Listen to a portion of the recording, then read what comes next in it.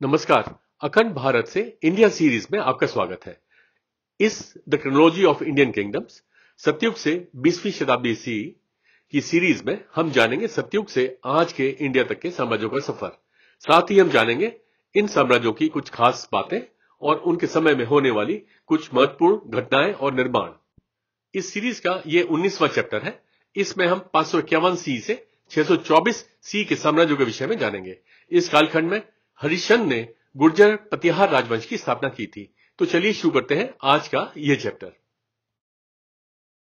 इस सीरीज में बताई जानकारी और चित्र विभिन्न किताबों व वेबसाइट से एकत्रित करी गई हैं। इन सभी का सत्यापन हर पृष्ठ के नीचे दिए गए विवरण से किया जा सकता है। इसको बनाने में जो जानकारी और चित्र दिखाए गए हैं, हम उन सभी पुस्तक व वेबसाइट के लेखक और प्रकाशकों को इसके लिए पूरा श्रेय देते हैं व उनका आभार और हार्दिक धन्यवाद करते हैं।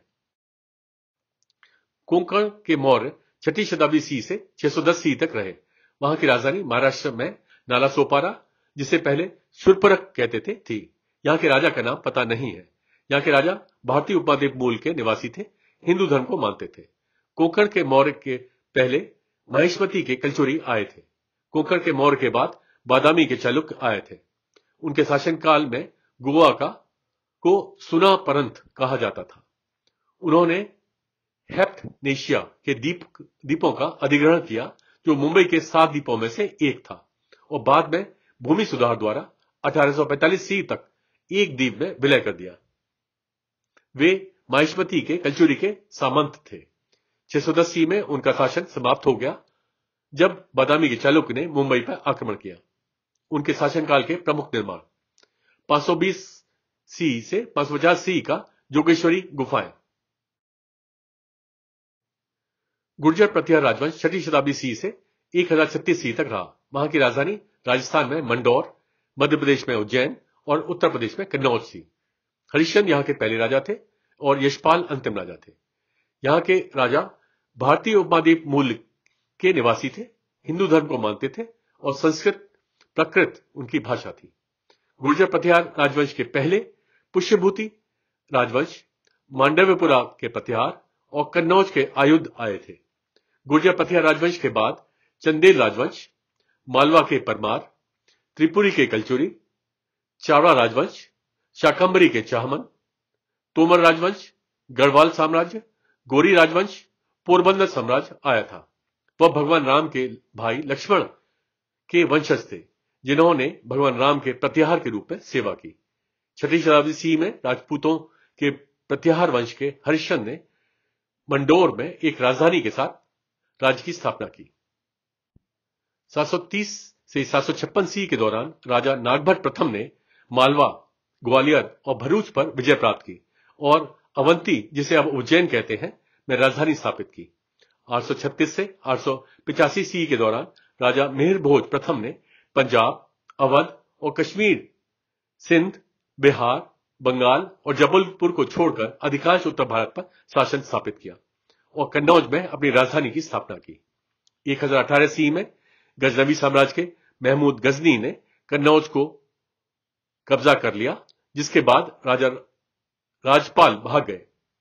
चंदेल राजवंश के राजा गौड़ ने राजा राजपाल को मार डाला और उनके राज्य पर नियंत्रण कर राजपाल के पुत्र त्रिलोचन पाल को गुर्जर प्रतिहार राजवंश के सिंहासन पर बिठा दिया। 1036 सी में अंतिम शासक यशपाल की मृत्यु हो गई, जिससे राज्य कई छोटे राज्यों में टूट गया, जो बाद में 1090 सी में गढ़वाल राजवंश के चंद्रदेव द्वारा फिर से एकजुट हो गया था। उनके शासनकाल में मंदिरों के निर्माण की कला मारू गुर्जर वास्तुकला, जिसे सोलंकी शैली की वास्तुकला भी कहा जाता है, विकसित हुई। यह शैली में मंदिरों की बाहरी दीवारों पर अधिक उभरी हुई ताक और खांचों की संख्या अधिक होती है। इन ताक और खांचों में नक्काशीदार मूर्तियों को रखा जाता है। उनके शासनकाल के प्रमुख व्यक्ति 7वीं शताब्दी सी में ब्रह्मगुप्त ने शून्य से गणना करने का नियम दिया। 628 सी में ब्रह्मगुप्त ने ब्रह्मस्फुट सिद्धांत की रचना की, जो गणितीय एस्ट्रोनॉमी का एक पाठ है। यह सकारात्मक संख्याओं, ऋणात्मक संख्याओं और शून्य पर ठोस विचार प्रदान करने वाली पहली पुस्तक थी। 665 सी में उन्होंने खंड खादक लिखा, जो एक खगोलीय ग्रंथ था। उनके शासनकाल के प्रमुख निर्माण ग्वालियर में 750 सी का तेली का मंदिर, 815 सी में राजा नागभट्ट द्वितीय ने लाल बलुआ पत्थर का उपयोग करके गुजरात के प्रभास पाटन में सोमनाथ मंदिर का निर्माण किया।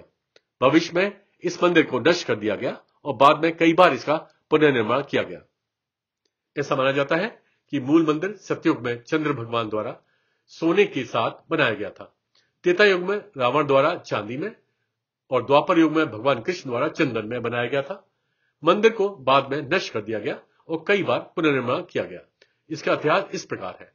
2500 साल पहले यह मालव साम्राज्य विक्रमादित्य साम्राज्य के राजा विक्रमादित्य ने मंदिर का पुनर्निर्माण किया था।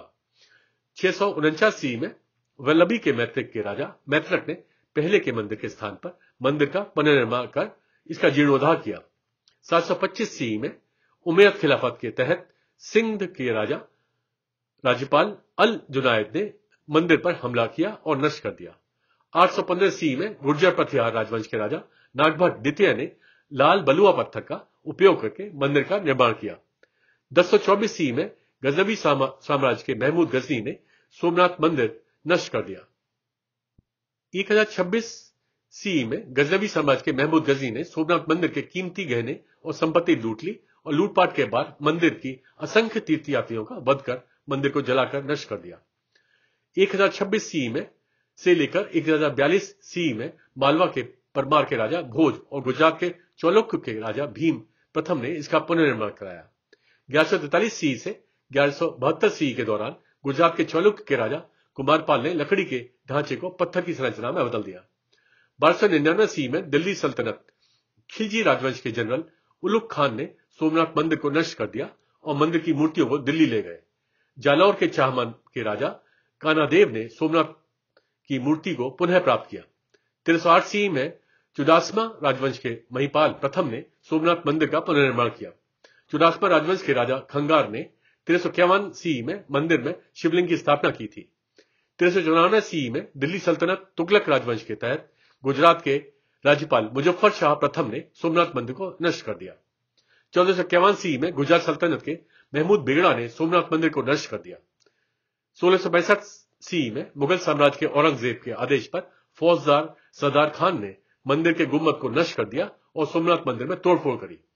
1706 सी में मुगल साम्राज्य के औरंगजेब ने फिर से मंदिर को ध्वस्त कर दिया। मंदिर स्थल को एक मस्जिद में बदल दिया गया था, लेकिन मराठा साम्राज्य द्वारा क्षेत्र पर कब्जा करने और औरंगजेब की मृत्यु के तुरंत बाद सोमनाथ मंदिर को मुक्त कर दिया गया। 1785 सी में इंदौर रियासत की अहिल्याबाई होलकर ने सोमनाथ मंदिर का पुनर्निर्माण किया। 1951 सी में पहले नष्ट किए गए मंदिर के स्थान पर एक नया मंदिर बनाया गया था। पड़ावली चम्बल घाटी में 8वीं शताब्दी सी का बटेश्वर मंदिर, जो अब खंडहर हो चुका है। ओसिया जोधपुर में 783 सी का महावीर जैन मंदिर,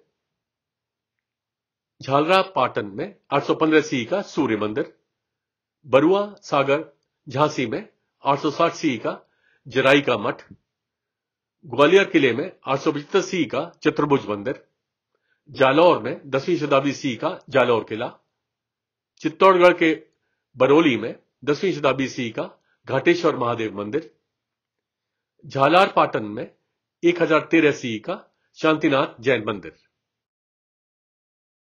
शाकंभरी के चाहमान 551 सी से 1192 सी तक रहा। वहां की राजधानी राजस्थान में सांभर लेक टाउन, जिसे पहले शाकंभर कहते थे, अजमेर, जिसे पहले अजय मेरू कहते थे, और दिल्ली थी। वासुदेव यहां के पहले राजा थे और पृथ्वीराज तृतीय या पृथ्वीराज चौहान अंतिम राजा थे।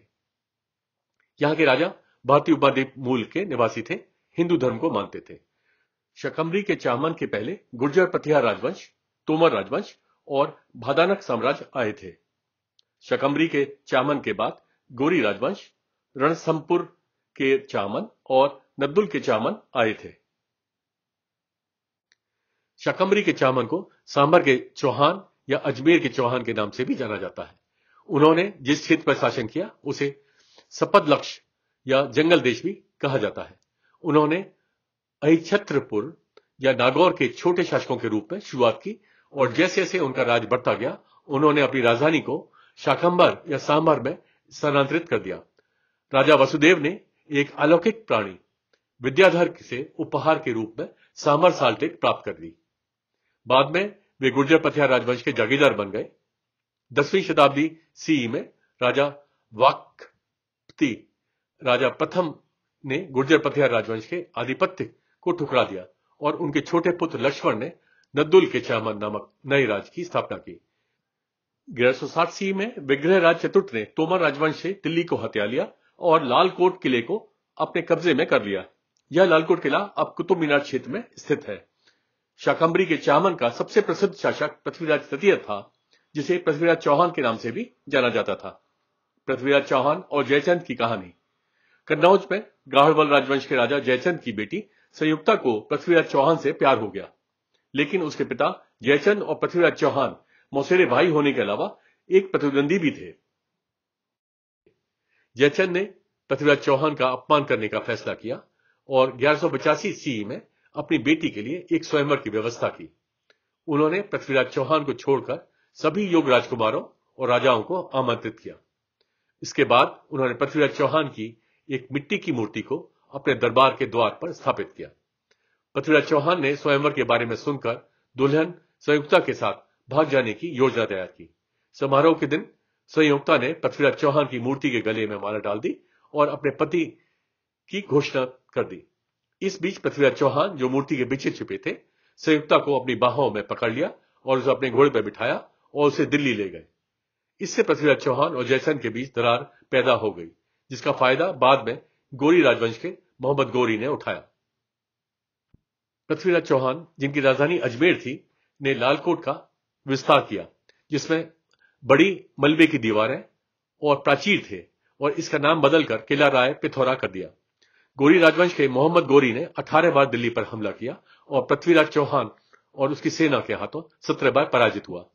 1191 सी में पृथ्वीराज चौहान ने करनाल के तरावड़ी तराइन की पहली लड़ाई में गोरी राजवंश मोहम्मद गोरी को हराया। 1192 सी में तराइन की दूसरी लड़ाई में करनाल के ताराओरी में पृथ्वीराज चौहान युद्ध हार गए और अजमेर में गोरी राजवंश के मोहम्मद गोरी द्वारा उनकी हत्या कर दी गई। गोरी राजवंश के मोहम्मद गोरी ने पृथ्वीराज चौहान के नाबालिग पुत्र गोविंदराज चतुर्थ को एक जागीरदार नियुक्त किया। गोविंदराज चतुर्थ के चाचा हरिराज ने उन्हें गोरी राजवंश के आधिपत्य को स्वीकार करने के लिए गद्दी से उतार दिया। 1194 सी में गोरी राजवंश ने हरिराज को हराया। इसके बाद गोविंदराज चतुर्थ ने रणस्तंभपुर के चामन नामक एक नए राज्य की स्थापना की। उनके शासनकाल के प्रमुख निर्माण। 660 सी में एक स्थानीय सेठ वीरमदेव कला जैन ने अजमेर में पंच कल्याणक मनाने के लिए एक मंदिर का निर्माण किया। बाद में राजा विग्रहराज चतुर्थ ने मंदिर परिसर में विशाल देव के संस्कृत कॉलेज का निर्माण किया। इस मंदिर और विशाल देव संस्कृत कॉलेज को गोरी राजवंश के एक सेनापति कुतुबुद्दीन ऐबक ने नष्ट कर दिया और इसके ऊपर आधा दिन का झोपड़ा नामक एक मस्जिद बनाई। रणथंभौर में 944 सी का रणथंभौर किला, सीकर में 973 सी का हर्षनाथ मंदिर, अजमेर में 1150 सी का आना सागर झील, बीसलपुर टोंक में 1164 सी का बीसलदेव मंदिर। शैलोद्भव राजवंश 553 सी से 725 सी तक रहा। वहां की राजधानी उड़ीसा में बाणपुर, जिसे पहले कोंगोडा कहते थे, थी। रणभीत यहां या धर्मराज प्रथम यहां के पहले राजा थे और श्रीमन भीत अंतिम राजा थे। यहां के राजा भारतीय उपाधि मूल के निवासी थे, हिंदू धर्म को मानते थे। शैलबोधव राजवंश के पहले विग्रह राजवंश मुदगल राजवंश गौड़ साम्राज्य आए थे।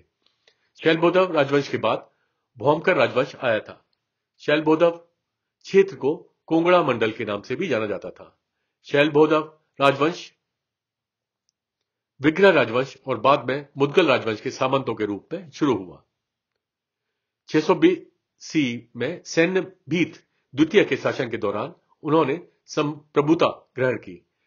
शासक अयासो भीत द्वितीय के निधन के साथ एक उत्तराधिकारी युद्ध छिड़ गया, जिसके कारण उनका पतन हुआ और भौमकर राजवंश ने उन पर कब्जा कर लिया।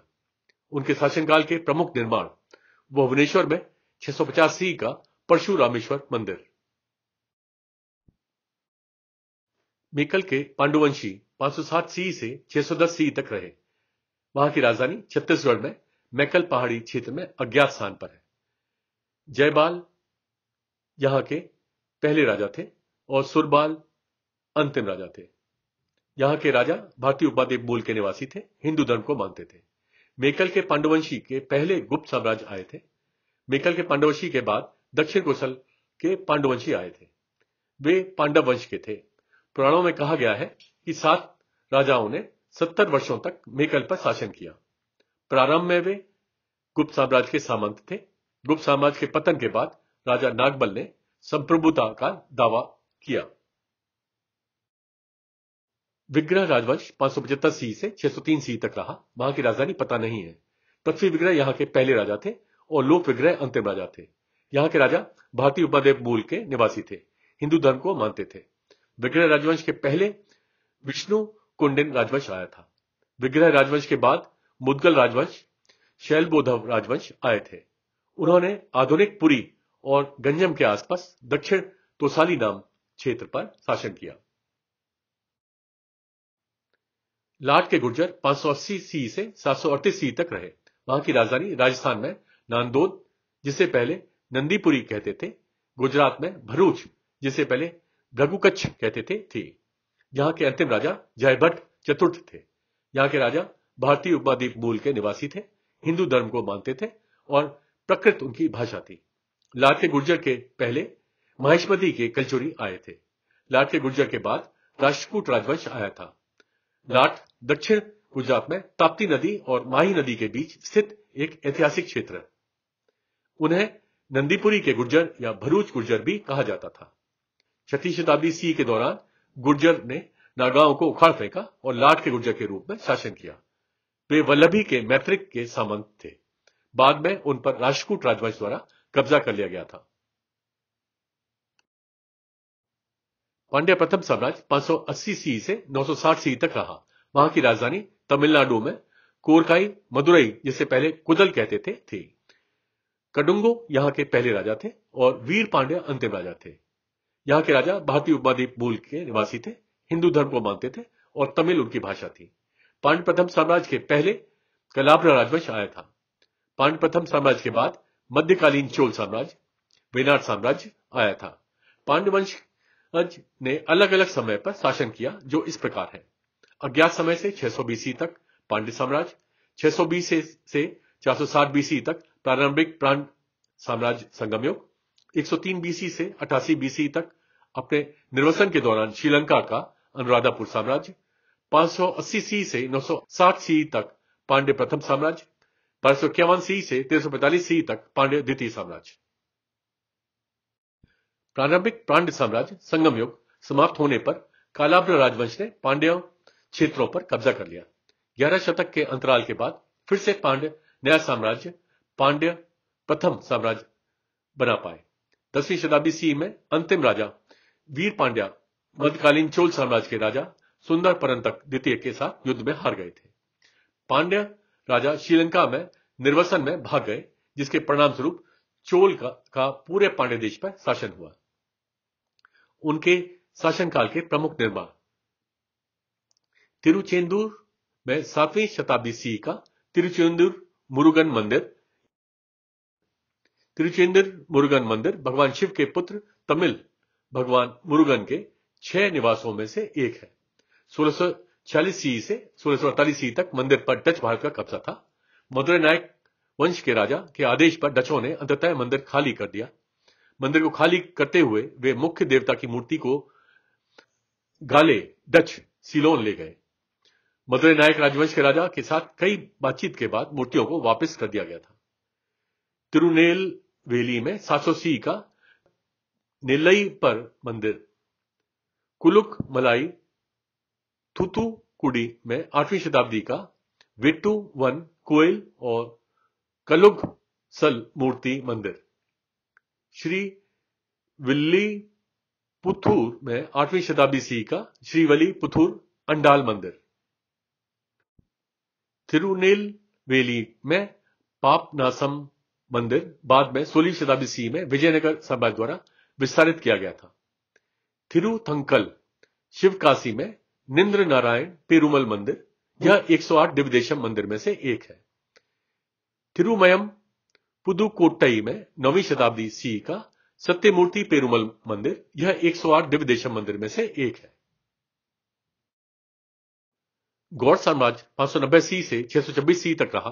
वहां की राजधानी पश्चिम बंगाल में कर्ण सुबर्ण थी। शशांक यहां के पहले राजा थे और मानव अंतिम राजा थे। यहां के राजा भारतीय उपमहाद्वीप मूल के निवासी थे, हिंदू धर्म को मानते थे। गौड़ साम्राज्य के पहले उत्तरकालीन गुप्त साम्राज्य आया था। गौड़ साम्राज्य के बाद कामरूप साम्राज्य वर्मन राजवंश, पाल साम्राज्य पुष्यभूति राजवंश, शैलोबोधव राजवंश, खड़ग राजवंश आया था। गुप्त साम्राज्य के पतन के बाद बंगाल ने अपनी स्वतंत्रता प्राप्त की और इसे गौड़ साम्राज्य के रूप में जाना जाने लगा। एक आदिवासी नेता शशांक को बंगाल का पहला स्वतंत्र शासक कहा जाता है। पुष्यभूति वंश के राजा हर्षवर्धन और कामरूप साम्राज्य वर्मन राजवंश के राजा भास्कर वर्मन ने गौड़ साम्राज्य के राजा शशांक को हराया। शशांक की मृत्यु के बाद उसका गौड़ साम्राज्य अलग हो जाता है और यह क्षेत्र तब तक अराजकता में उतर जाता है जब तक कि पुष्यभूति वंश के हर्षवर्धन ने इसे जीत नहीं लिया। उनके शासनकाल के प्रमुख निर्माण: कर्ण सुवर्ण में 600 सी का रक्त मृतिक विहार, जो अब भागीरथी या हुगली नदी में बाढ़ के कारण बर्बाद हो गया है। 7वीं शताब्दी सी का राजा शशांक का शिलालेख बिहार के रोहतासगढ़ किले में पाया गया था। दक्षिण कोसल के पांडुवंशी 600 सी से 790 सी तक रहे। वहां की राजधानी छत्तीसगढ़ में सिरपुर थी। उदयन यहां के पहले राजा थे और महाशिवगुप्त या बल्लार्जुन अंतिम राजा थे। यहां के राजा भारतीय उपमहाद्वीप मूल के निवासी थे, हिंदू धर्म को मानते थे। दक्षिण कोसल के पांडुवंशी के पहले दक्षिण कोसल के शरभपुरिया, मेकल के पांडुवंशी, पुष्करी के नल आए थे। दक्षिण कोसल के पांडुवंशी के बाद सोमवंशी राजवंश आया था। वे पांडव वंश के थे। उदयन पहला राजा मेकल के पांडवंशियों के परिवार से था, जिन्होंने दक्षिण कोसल के शरभपुरिया के पतन के बाद दक्षिण कोसल के पांडुवंशी की स्थापना की। उनके शासनकाल के प्रमुख निर्माण: सिरपुर में 7वीं शताब्दी सी का लक्ष्मण मंदिर और राम मंदिर, सिरपुर में 8वीं शताब्दी सी का सुरंग टीला मंदिर, सिरपुर में 8वीं शताब्दी सी का आनंद प्रभु कुड़ी विहार। गौड़ साम्राज्य 600 सी से 1303 सी तक रहा। वहां की राजधानी बांग्लादेश या असम में बोरचोला थी, जो अभी अज्ञात है। गोरख यहां के पहले राजा थे और गौर गोविंद अंतिम राजा थे। यहां के राजा भारतीय उपमहाद्वीप मूल के निवासी थे, हिंदू धर्म को मानते थे और संस्कृत और प्रकृत उनकी भाषा थी। गौड़ साम्राज्य के पहले जयंतिया साम्राज्य आए थे। गौड़ साम्राज्य के बाद तराफ साम्राज्य, लखनौती साम्राज्य आया था। गुरख जयंतिया साम्राज्य के राजा गुहक के पुत्र थे, जिन्होंने अपने राज्य का 1/3 हिस्सा गुरख को दे दिया था। यह बांग्लादेश और असम में सिलहट क्षेत्र में था। 1303 सी में लखनौती साम्राज्य ने गौड़ साम्राज्य को हराया। फलस्वरूप राजा गौर गोविंद पड़ोसी राज्य में भाग गए। लाउड साम्राज्य 600 सी से 1565 सी तक रहा। वहां की राजधानी बांग्लादेश में नवाग्राम थी। लड्डुक यहां के पहले राजा थे और दरबार सिंह या दरबार खान अंतिम राजा थे। यहां के राजा भारतीय उपमहाद्वीप मूल के निवासी थे, हिंदू धर्म को मानते थे और संस्कृत और प्रकृत उनकी भाषा थी। लाउड साम्राज्य के पहले जयंतिया साम्राज्य आए थे। लाउड साम्राज्य के बाद मुगल साम्राज्य आया था। लड्डुक जयंतिया साम्राज्य के राजा गुहाक के पुत्र था, जिसने अपने राज्य का 1/3 लड्डुक को दे दिया था। दरबार खान अंतिम स्वतंत्र शासक का नाम जन्म हिंदू राजा रामनाथ से दरबार सिंह के रूप में हुआ था, जिन्होंने बाद में इस्लाम धर्म अपना लिया और अपना नाम बदलकर दरबार खान कर दिया। 1565 सी में वे मुगल साम्राज्य के सामंत बन गए। तिब्बत साम्राज्य 618 सी से 842 सी तक रहा। वहां की राजधानी तिब्बत में ल्हासा थी। सुंगतसेन गंपो यहां के पहले राजा थे और लंगडरमा अंतिम राजा थे।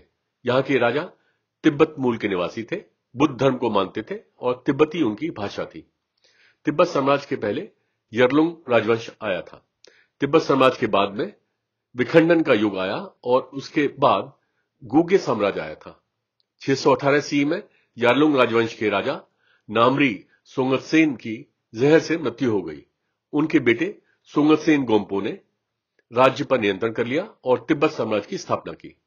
सोंगतसेन गंपो की पत्नी ब्रकुटी लिच्छवी साम्राज्य से थी और उन्हें तिब्बत में बौद्ध धर्म की शुरुआत का श्रेय दिया जाता है। पहले राजा सोंगतसेन गंपो ने ल्हासा से परे तिब्बत की शक्ति का विस्तार किया। 842 सी में एक भिक्षु ने अंतिम शासक लंगदरमा की हत्या कर दी। उनकी मृत्यु के बाद गृह युद्ध और तिब्बत साम्राज्य का विघटन हुआ, जो तिब्बत साम्राज्य को कई छोटे छोटे रियासतों में विखंडन के युग की ओर ले गया। ये रियासतें 1247 सी तक चली। उनके शासनकाल के प्रमुख निर्माण ल्हासा के बरखोर में 7वीं शताब्दी सी का जोखांग मोनेस्ट्री पूर्वी चालुक्य राजवंश 624 सी से 1075 सी तक रहा। वहां की राजधानी आंध्र प्रदेश में पीडावेगी, जिसे वेंगी कहते थे, और राजामुंद्री थी। कुब्ज विष्णुवर्धन यहां के पहले राजा थे और विजयदित्य सप्तम अंतिम राजा थे। यहां के राजा भारतीय उपमहाद्वीप मूल के निवासी थे, हिंदू धर्म को मानते थे और तेलुगु, कन्नड़ और संस्कृत उनकी भाषा थी। पूर्वी चालुक्य राजवंश के पहले बादामी के चालुक्य, पल्लव साम्राज्य, विष्णु कुंडिन राजवंश आए थे। पूर्वी चालुक्य राजवंश के बाद मध्यकालीन चोल साम्राज्य, काकतीय राजवंश आया था। उन्हें वेंगी के चालुक्य भी कहा जाता है। वे बादामी के चालुक्यों से अलग हो गए थे।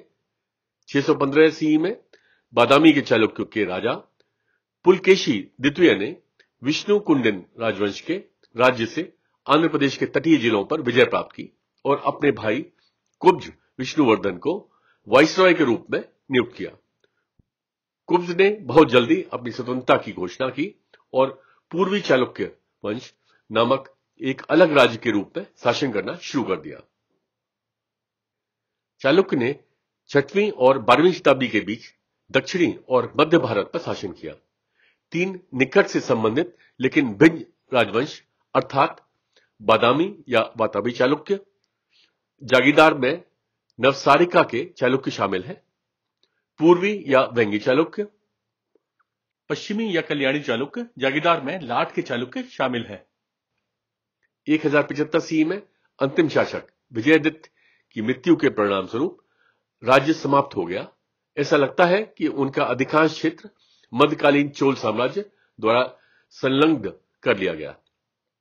उनके शासनकाल के प्रमुख निर्माण अंबापुरम विजयवाड़ा में 7वीं शताब्दी सी का अंबापुरम गुफा मंदिर, भीमावरम पश्चिम गोदावरी में 890 से 918 सी का सोमराम मंदिर, समालकोट में 922 सी का चालुक्य कुमार राम श्री भीमेश्वर स्वामी वारी मंदिर, द्रक्षारमन पूर्वी गोदावरी के 10वीं शताब्दी सी का कुमार अम्मा भीमेश्वर स्वामी मंदिर।